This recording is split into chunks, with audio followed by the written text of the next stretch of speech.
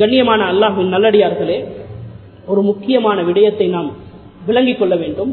பெருநாள் தினங்களில் மாத்திரமல்ல, இளைய தினங்களில் கூட நமக்கு அல்லாஹ் தந்திருக்கக்கூடிய நிஅமத்துகளை, அந்த நிஅமத்துகளை உபயோகிக்க வேண்டும், பாவனை செய்ய வேண்டும், அதை முழுமையாக எடுத்துக்கொள்ளலாம்.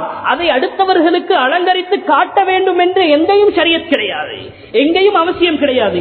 நம்மில் சில மக்கள் இருக்கிறார்கள், எதை எடுத்தாலும், எதை படித்தாலும், எதை உடுத்தாலும், எதை உண்டாலும் அதை ஒரு போட்டோ எடுப்பது, அதை ஷேர் பண்ணுவது, அதை பேஸ்புக்ல போடுறது, அதை ட்விட்டர்ல போடுறது, எல்லா விடயத்திலையும் பப்ளிக் மீடியாக்கள்.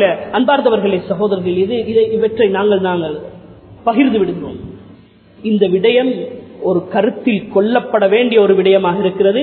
கண்ணியத்துக்குரிய அல்லாஹ்வின் நல்லடியார்களே, இஸ்தஈனு அலா ஹாஜாத்திக்கும் பில் கித்மான், உங்களுடைய உதவிகளை, அல்லாஹ் உங்களுக்கு தந்திருக்கக்கூடிய நிஅமத்துகளை, அதை சிலவற்றை மறைத்து நீங்கள் அல்லாஹ்விடம் உதவியை எதிர்பார்த்துக் கொள்ளுங்கள். ஃபஇன்ன குல்லதி நிஅமத்தின் மஹ்சூத், ஹஜ்ரத் ரசூலுல்லாஹி ஸல்லல்லாஹு அலைஹி வஸல்லம் சொன்னார்கள், நிஅமத் கொடுக்கப்பட்ட அனைவரும் பிறரால் பொறாமை வைக்கப்படக்கூடியவர்கள். ஞாபகம் இருக்கட்டும். அன்பார்ந்தவர்களே, சகோதரர்களே, நாம் நமது பச்சிலம் குழந்தை அது படிக்கக்கூடிய பாட்டை அப்படியே ரெக்கார்ட் பண்ணி, அப்படியே வீடியோ பண்ணி நாங்க பேஸ்புக்ல அப்லோட் பண்ணிடுறோம். நாம் புதிதாக வாங்கிய வாகனத்தை அப்படியே போட்டோ எடுத்து பேஸ்புக்ல போட்டுடுறோம். வியாபார நோக்கத்தில் அது வேற விஷயம். இப்படியாக நாம் செய்யக்கூடிய ஒவ்வொரு விடயத்தையும் இப்படி போடுகிறோமே, அங்கே லைக் பண்ணக்கூடியவர்கள் 1000 பேர் உங்களுடைய போஸ்டர் பார்த்திருந்தாலும் அதிலே 100 பேராவது அல்ஹம்துலில்லாஹ் என்று சொல்லியிருப்பார்களா? 100 பேராவது மாஷா அல்லாஹ் என்று சொல்லியிருப்பார்களா? அன்பார்ந்தவர்களை, எத்தனை உள்ளம் வெந்திருக்கும். உணவுகளை விதவிதமாக எடுத்து போடுகிறோம். அங்கே உணவுக்கு, கஞ்சிக்கு கூட, கூழுக்கு கூட வழி இல்லாத மக்கள் இருக்கிறார்கள். ஆடைகளை விதவிதமாக எடுத்து போடுகிறோம். அங்கே உடுக்கிறதுக்கு ஒட்டு துணி கூட இல்லாத மக்கள் இருந்து கொண்டிருக்கிறார்கள். குழந்தைகளுடைய விளையாட்டுகளை அங்கே போடுகிறோம். அன்பார்ந்தவர்களை, குழந்தை பாக்கியமே இல்லாத மக்கள் அங்கே பார்த்து கொண்டிருக்கிறார்கள்.